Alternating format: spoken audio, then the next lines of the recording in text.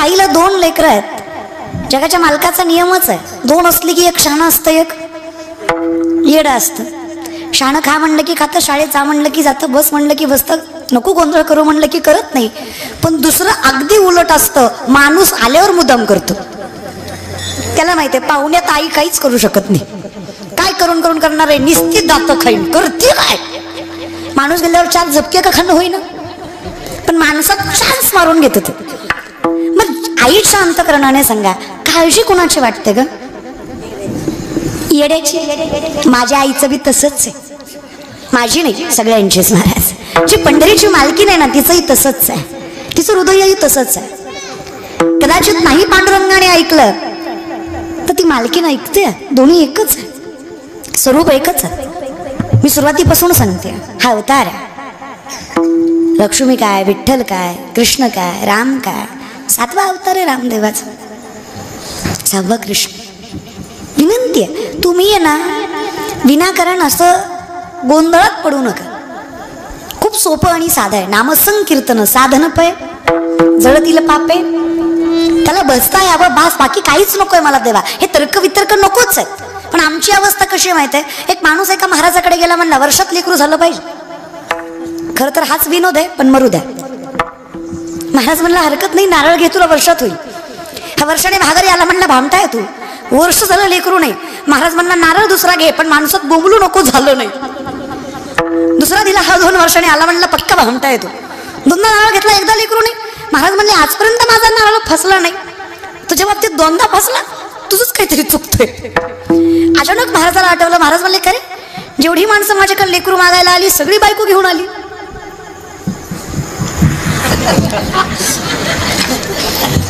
कळलं ते शाणे आहेत.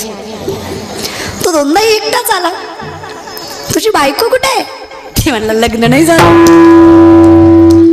मी तुम्हीच सांगा किती नारळ दिल्यावर लेकरू होईल. मग मी तुम्हाला सांगते किती भजन केल्यावर देव भेटेल.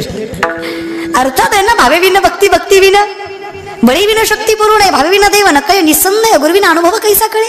भाव बळी आकळे एरविना कळे, करतरी आवळे तैसा काही नलगे एक भावाची कारण तुका म्हणे आन विठोबाची. मग हा भाव कळणार कसा? करी लाभाविन. भाव कळणार कोणाकडनं? माझ्या विठोबाचा कैसा प्रेम भाव आपणची देव होय गुरु. भाव कळायला विठ्ठल कळला पाहिजे. जसं त्याचा आपल्यावर जीव आहे ना, त्याच्यात थोडं पर्सेंट आपलं त्याच्यावर पाहिजे. त्याचा किती आहे? काय कमी केलं सांगा ना. मायबाप झाला की हो, मायबाप अजून काय व्हायला पाहिजे? लेकरांची सेवा केली सत्वा. लेकरांची पांडुरंगाने गलीत उलट मांडलं ना, लेकरांनी केली पाहिजे. पण त्याने आपली लेकरांची सेवा केली सत्वा. कसं पांग फेडू कसं हो वंदना. तुझ्या उपकारा जगी तोडणा. उभारीन जीव माझा सावळी विठाई विठ्ठला.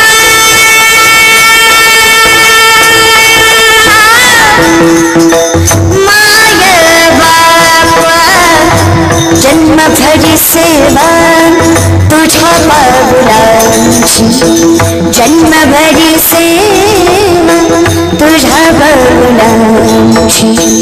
माऊलीत मूर्ती विठ्ठलाची विठ्ठला.